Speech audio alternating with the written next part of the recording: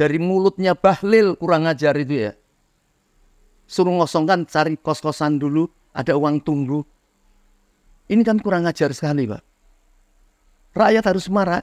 Ini proses penghinaan kepada rakyat yang mereka tetap mempertahankan itu sebenarnya mempertahankan negara di pinggirannya dalam penjajahan ini.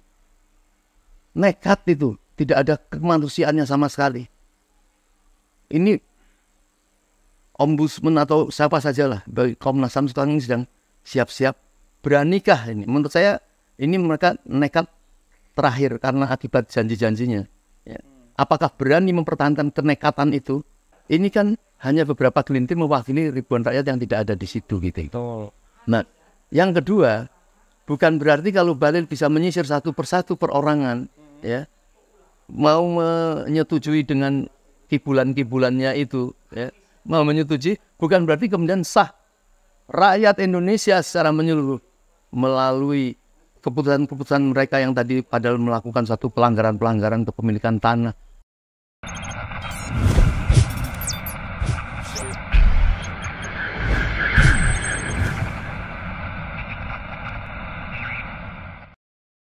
Karena ini satu berita yang miris yang kita dapatkan hari ini, dan kita akan bahas bersama narasumber kita, yaitu Pak Mursalin, orang biasa menyebutnya Om Lin, untuk membahas kasus Rempang menjelang tanggal 28 besok ini. Untuk itu, Assalamualaikum warahmatullahi wabarakatuh. Waalaikumsalam warahmatullahi wabarakatuh. Nah, Pak Mursalin, dengan adanya berita ini, apa tanggapannya Pak Mursalin? Ya, saya mengajak semua rakyat, semua tokoh untuk serius menghadapi persoalan ini. Ini ada berita kemarin bahwa tidak jadi ada pengosongan tanggal 28. Ya. Coba itu bukan berarti, jangan dibaca bahwa aparat berhenti karena melihat ada perlawanan rakyat dari sana sini. Ini semua adalah tipuan-tipuan besar. Karena dari awal itu sudah tidak masuk akal. Mungkinkah ada pendirian pabrik kaca harus mengusir rakyat? Dan kalau ini merupakan kegiatan ekonomi, ya, untuk kesejahteraan rakyat, kenapa rakyat yang dekat di situ justru disingkirkan? Ini keuntungan rakyat mana? Betul. Ini logika-logika yang harus kita bangun. Karena aparat rezim yang diwakili oleh Bahlil,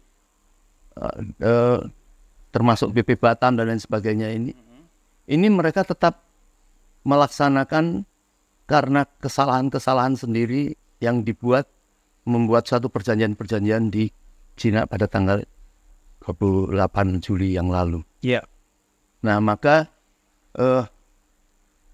kita membacanya ini betul-betul bukan PSN, tapi ini adalah kolonialisme, penjajahan.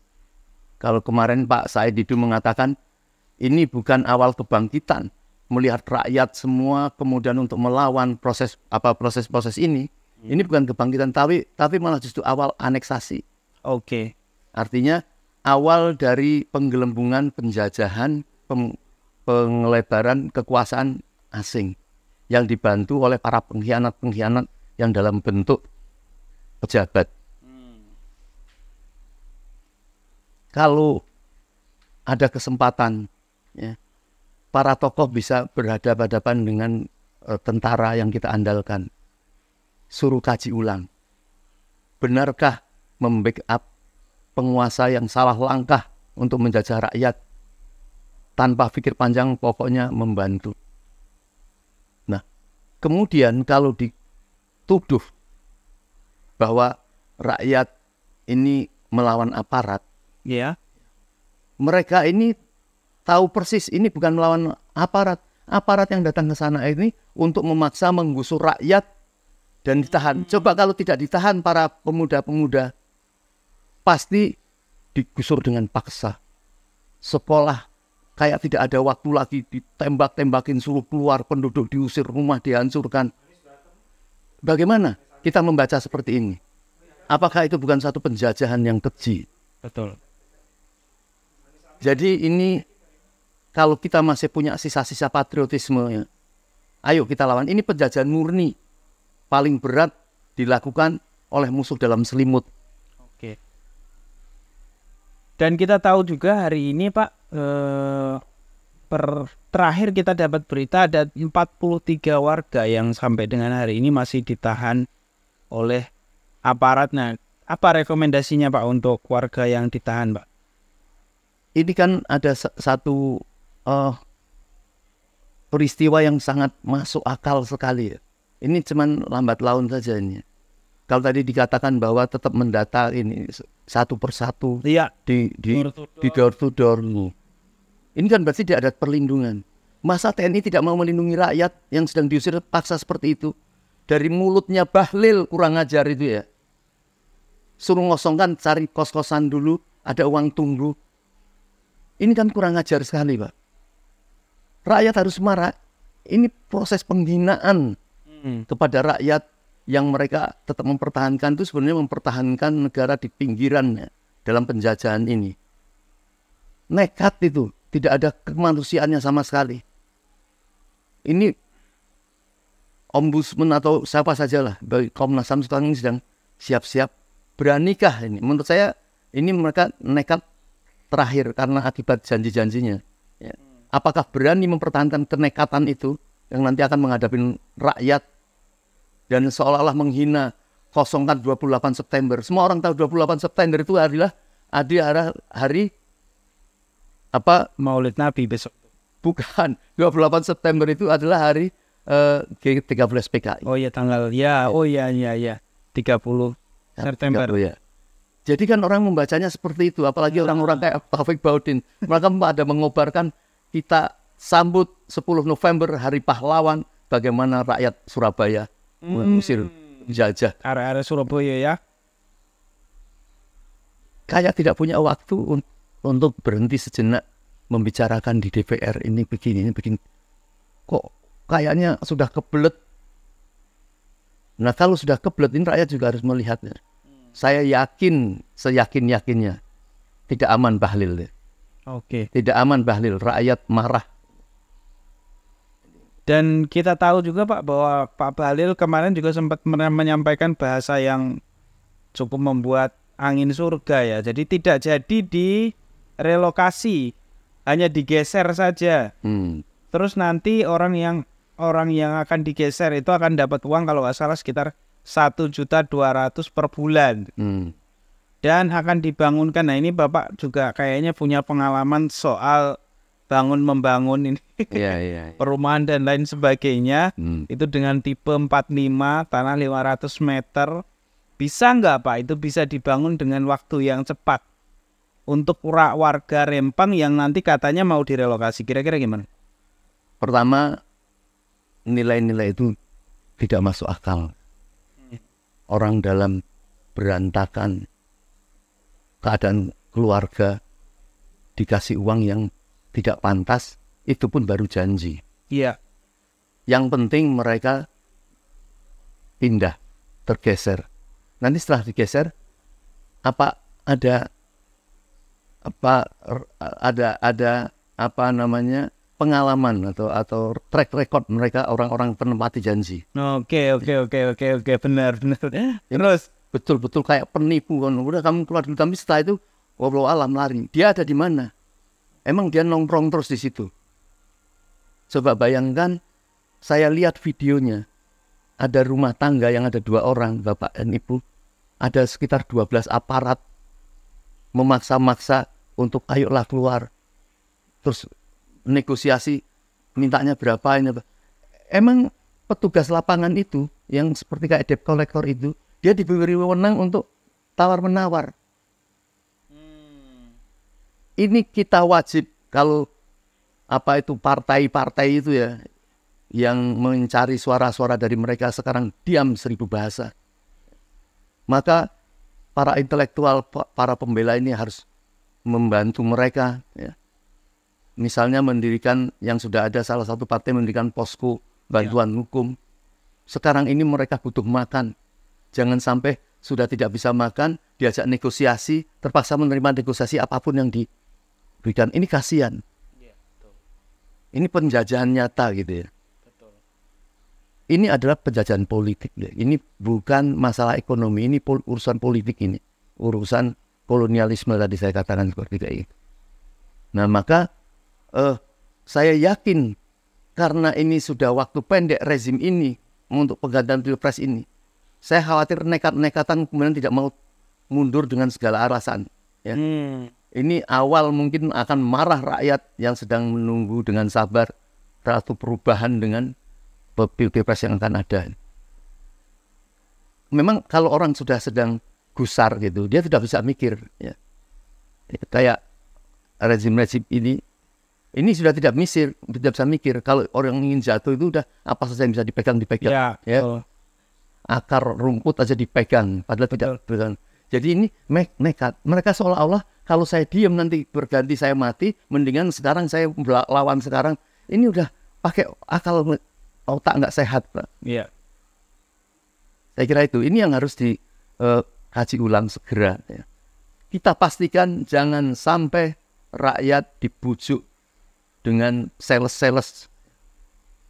Ya, baik pimpinan dan menteri-menteri kayak sales ya, menjual ayo perumahan IKN, siapa yang butuh tanah. Ini apa-apaan gitu. Iya, betul.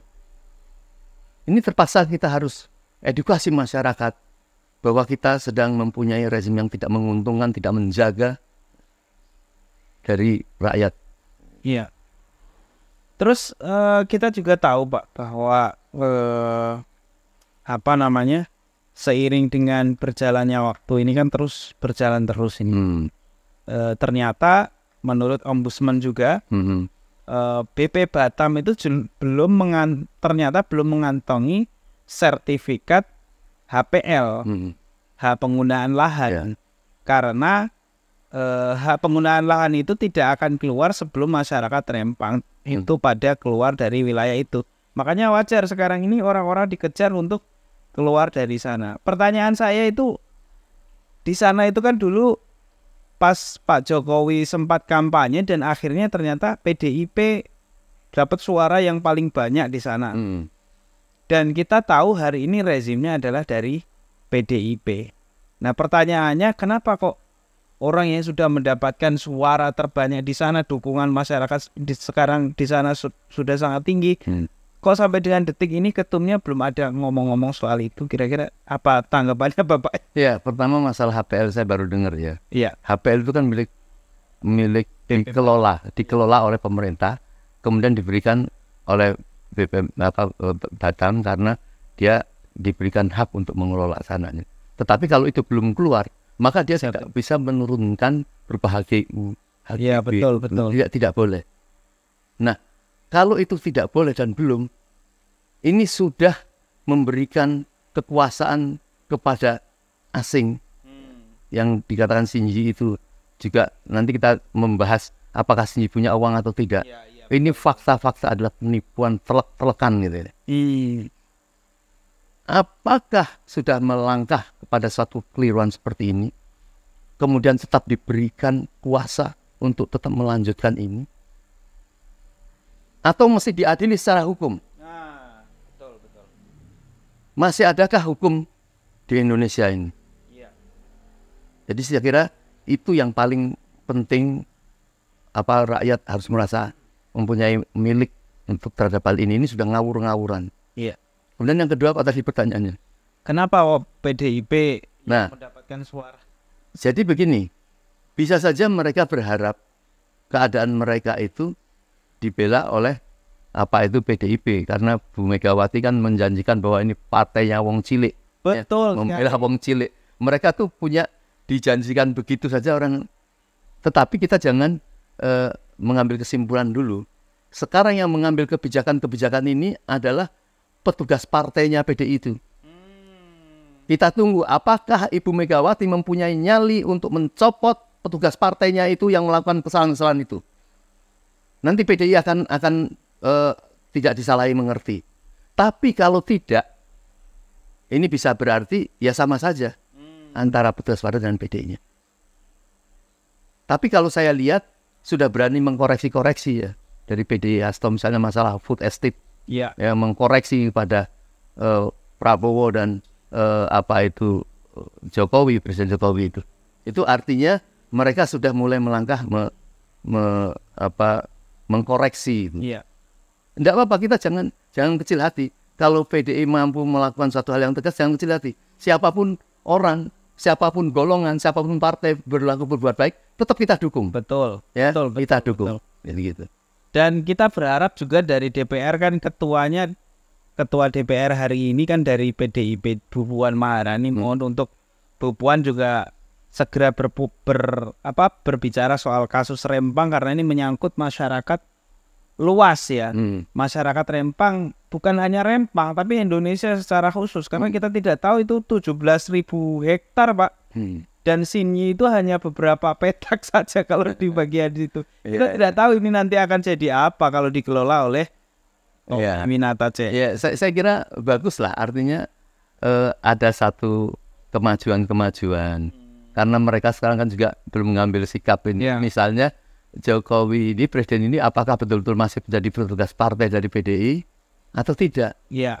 Karena mereka melihat ini sudah mulai menggerogoti PDI misalnya dengan justru mendorong anaknya menjadi partai ketua partai Ketum PSI sekarang, Kaisang. Dengan harapan tentu suara PDI itu tergerogoti melalui sana karena dengan uang. Ini memang politik-politikan yang ketawa lah kita tidak terbiasa dengan seperti kayak gitu ya. Tetapi kita bukan tidak bisa membaca gitu.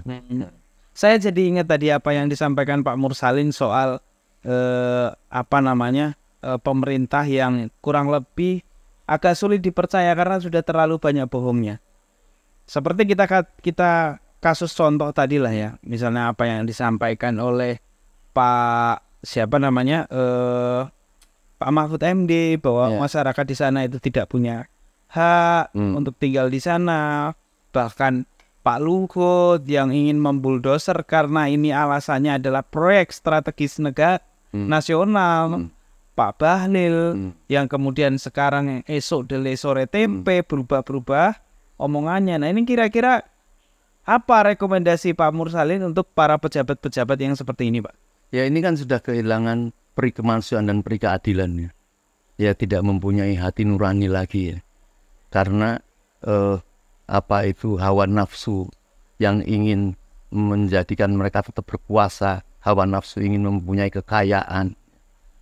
Kita ingat Pak Mahfud MD itu kita sambut rakyat senang, dia mengatakan mengkoreksi rezim ini buruknya itu kalau ada malaikat masuk ke rezim ini dia bisa menjadi setan.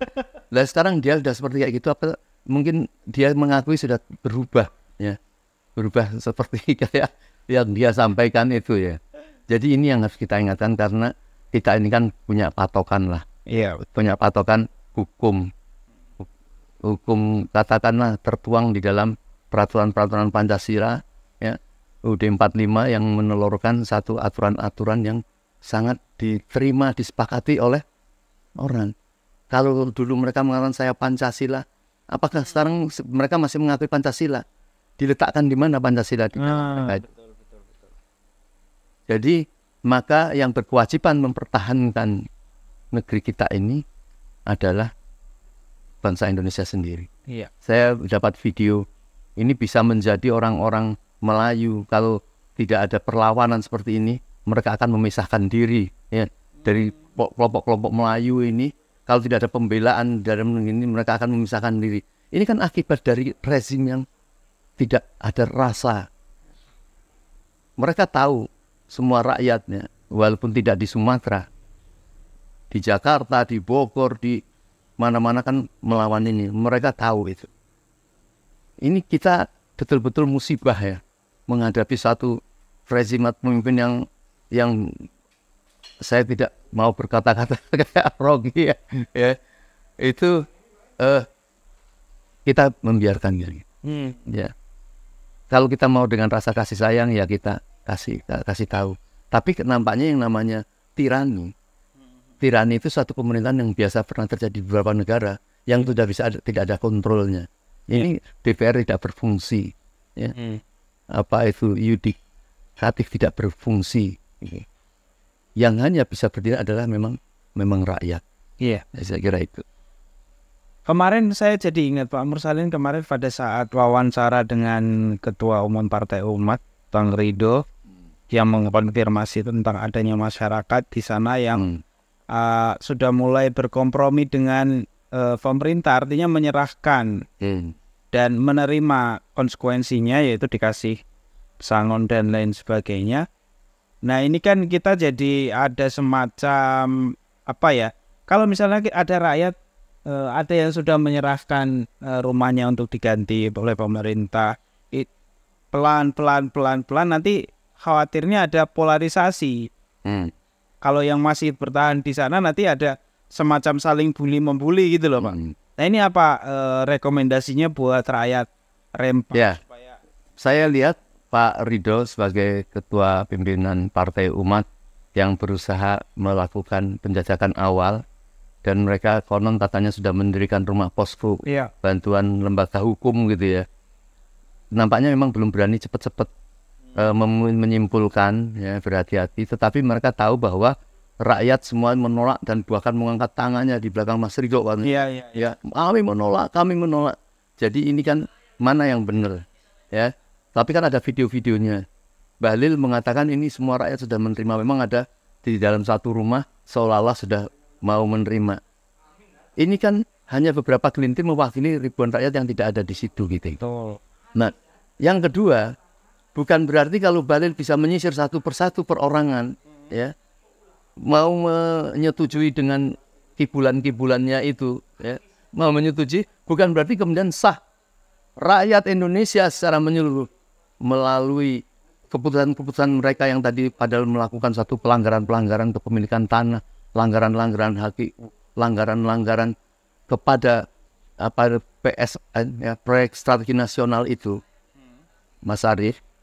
Itu tidak boleh proyek strategi nasional itu diserahkan kepada swasta. Kemudian swasta yang mengatur negara, tidak boleh. Kita lihat kayak BUMN ada yang ada. Ini adalah lapangan pekerjaan, lapangan proyek oleh pemerintah, kemudian diberikan kepada swasta-swasta PT-PT untuk melakukan ini. Betul. Koordinatornya adalah BUMN. Juga proyek strategi nasional. Ini adalah yang mempunyai hak itu adalah pemerintah yang cerdas, ya. Swasta-swasta yang mau ngambil proyek, ayo kamu saya kasih ini, nggak boleh melanggar dari sini, kamu hanya batasnya sekian hektar. Dia mengawas. Sekarang tidak. Ini yang memegang swasta. Ini kan satu pelanggaran dan ketololan yang sangat nyata. Betul Pak, betul Bang. Negara yang punya kepentingan untuk menjaga, ya, dan keuntungan dan ada penalti. Ya misalnya kayak Shinji itu sudah diberi kesempatan mengelola di Gresik, tapi kok belum selesai. Jangan-jangan uangnya yang baru turun itu kan harus ada penalti, harus sekian lama. Kalau tidak ya itu belum kita lihat dari kestrategisan yang lain bahwa akan terjadi hal-hal yang sangat berbahaya karena ingin membuat satu kawasan, ya, karena tidak mungkin suatu kepulauan yang besar hanya untuk mendirikan pabrik kaca, tidak mendirikan yang lain. Betul. Pasti untuk membuat properti, untuk membuat tempat hiburan-hiburan yang lain, sebagaimana di Bintan. Di Bintan itu saya lihat itu ternyata di pojokan itu ada sebuah kota yang untuk perjudian, untuk wisata dan lain sebagainya. Nah, ini akan dijadikan mungkin semacam segitiga emas antara Singapura dan Bintan. Di tengah-tengahnya ini ada ini. Ini tipuan-tipuan semua. Musibah apa yang menimpa negeri kita ini, ya. Tapi sebenarnya sebentar saja ini solusinya, ya.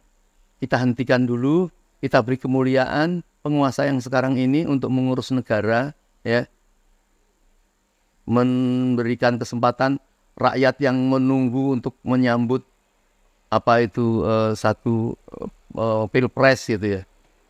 Gampang masalah pembangunan strategi ini bisa diatur oleh kekuasaan yang akan datang.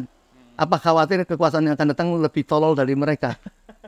Adakah kekuasaan yang lebih tolol dari kekuasaan yang hina seperti ini? Iya. tidak melindungi rakyat. Oke. Saya kira itu. Sekarang kita bicara uang nih, Pak. Pak Mursalin, saya pikir juga perlu untuk kita singgung. 381 triliun itu kan bukan uang yang sedikit. Sementara kita lihat apa yang kapitalisasi dari PT Sini ini jauh daripada 381 triliun setelah para tokoh ternyata menyelidiki, dan PT Sini juga tidak masuk dalam 10 besar pabrik kaca yang konon kata Pak Bahlil terbesar kedua di dunia. Nah ini sebenarnya ini soal uang nih gimana sih Pak?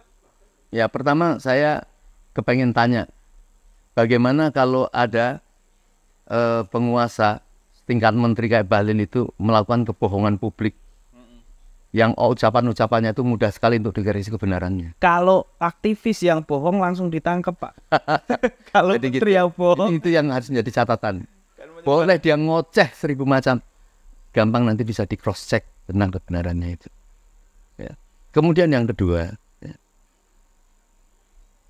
Betulkah Sinyi itu punya uang seperti itu? Itu yang semua orang mendengar bahwa dia mengatakan ini adalah perusahaan nomor 2 terbesar di dunia dalam perusahaan produksi kaca dan panel solar kayak gitu. Ternyata 10 besar pun tidak. Artinya tidak diketahui gitu.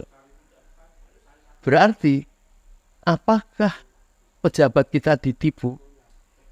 Atau Sinyi sama pejabat sama-sama menipu rakyat itu loh. Iya. Ini tolong menolong dalam penipuan itu ya udah namanya sudah campur aduk lah gitu. Betul. Jadi 871 triliun yang 381 triliun itu uang bukan kecil. Yang dikatakan itu sebenarnya 11,5 miliar itu cuman sekitar 173 atau 177 miliar triliun. Ya. Itu yang sebenarnya untuk membalik kaca. Jadi yang kesemuanya 381 sebenarnya untuk yang lain-lain. Nah, jadi sekali lagi kita tidak yakin kalaupun memang akan dibuat di situ. Ini jangan-jangan sedang mencari kesempatan untuk cuci uang. Ada uang-uang yang mungkin tidak bisa masuk di Indonesia yang dulu mungkin salah satunya yang pernah diomongin Bapak Presiden, ini ada 11. Angkanya kok sama gitu ya. Iya. Jangan-jangan memang susah masuk. Kemudian proyek ini untuk cuci uang, ini kita nggak tahu. Karena yang penting rakyat ini tidak percaya pada satu kejujuran penguasa. Maka terpenting ke depan kita harus mempunyai pertama, penguasa itu adalah jujur dan tidak berani berbohong karena ada Tuhan yang mengawasinya. Betul. Itu pentingnya. Bahwa ada kesalahan langkah bisnis apa itu, insya Allah rakyat akan memaafkan dan Allah akan menolong. Tapi kalau sudah memang udah memang pengkhianat itu kan susah. Betul. Walaupun presiden kita banyak yang bilang dari pendukungnya ya kejujurannya mirip Abu Bakar Rashidi, tegasannya mirip Umar bin Khattab, dermawannya mirip Utsman bin Affan, kecerdasannya mirip Ali bin Abi Thalib. Kita nggak perlu mentertawakan lah. Tetapi pada saat beliau pakai sorban itu mantep memang ya, kayak wali. Ya kita dukung lah. Terakhir Pak, Pak ini mungkin intermezzo aja tadi. Terakhir saya pikir apa rekomendasi Bapak ini terhadap, saya ingin yang tegas ini terhadap para pemimpin kita. Kita tahu lah ya, Bang Edi Mulyadi dianggap menyebarkan hoax, berita bohong soal penyebaran IKN. Gus Nur juga sama. Para aktivis yang lain banyak lah yang sudah kena kasus soal berita bohong. Nah sekarang ini kan kebohongan itu bukan hanya aktivis. Justru tadi Pak Mursalin sudah sebut Pak Bahlil berapa kali bohong. Kita bicara Pak Jokowi berapa kali bohong. Nah apa rekomendasinya Pak Mursalin terhadap para... Yang jelas seperti ini. Kita sudah mengetahui lah bahwa lapisan-lapisan masyarakat untuk menghendaki beliau mundur atau dimundurkan sebelum kasus Rempang ini. Maka ya, rakyat kita bangsa Indonesia masih bisa menyelamatkan negeri ini. Karena kalau kita lihat dari pojok ke pojok, para tokoh-tokoh itu semua suaranya kan sudah sama. Cuma tidak tahu jalan. Karena mereka sudah merasa kuat menguasai uang, menguasai aparat, menguasai pemerintahan, menguasai rakyat yang buih-buih gitu ya. Menyewa buzzer-buzzer yang kurang ajar kayak gitu. Ini kita sedang dalam keadaan perang asimetris, bener ya. Jangan dikatakan ini kita baik-baik saja. Jadi jangan sampai orang-orang baik, partai-partai baik dengan mudah mendukung untuk melanjutkan seperti ini. Maka yang kedua, saya melihat ya, saya itu masih menaruh hati kepada TNI ya. Yang masih insya Allah bisa, siapa yang berat untuk bisa mempengaruhi dia. Saya berharap para tokoh masyarakat datang berdialog ke Mabes Cilangkap, ketemu seluruh TNI, keluhkan tentang persoalan-persoalan bangsa ini. Kalau kemudian rakyat maju di pick up sama TNI, insya Allah masih bisa menyelamatkan ini. Ya, jangan sampai kita kayak seperti tersihir ya, masyarakat yang baik, banyak, kuat ini tersihir oleh orang-orang yang mempunyai kekuasaan, mungkin pakai sihir-sihir gitu. Saya kira ini, saya tidak menuduh siapapun, tapi itu terjadi pada zaman-zaman dahulu ya. Betul. Ya. Apa itu Fir'aun dulu, sampai siapa yang menganggap itu dia tidak kuat gitu. Tetapi ada seorang Musa yang menganggap tidak ada itu apa itu yang sifatnya sakral itu. Nggak ada itu. Nggak ada yang sakral. Rumah semut itu sakral, bongkar nggak ada apa-apanya itu. Saya kira mungkin itu, maaf, ini demi cinta kita kepada negeri ini, demi cinta kita kepada apa itu rezim ini, masih ada waktu untuk bertobat. Ya, masih ada waktu bersama-sama kita untuk mempertahankan negeri ini. Ya. Saya kira mungkin itu, Mas Syarif. Ya, terima kasih Pak Mursalin dan teman-teman sekalian. Tadi sudah kita dengarkan apa yang disampaikan oleh Pak Mursalin dan kita bersimpati terhadap saudara-saudara kita di Rempang. Mudah-mudahan diistiqomahkan dan dikuatkan dengan adanya musibah yang menimpa saudara-saudara kita. Kita sebut musibah karena itu adalah hak mereka, tanah mereka yang mereka ingin diusir dari sana. Dan tentu kita berharap kepada TNI untuk bersama rakyat gitu. Untuk membela rakyat, jangan sampai kemudian terpengaruh oleh para oligarki yang memang sengaja untuk kemudian mengusir saudara-saudara kita dari Rempang. Saya Arif Nugroho, wassalamualaikum warahmatullahi wabarakatuh. Waalaikumsalam warahmatullahi wabarakatuh.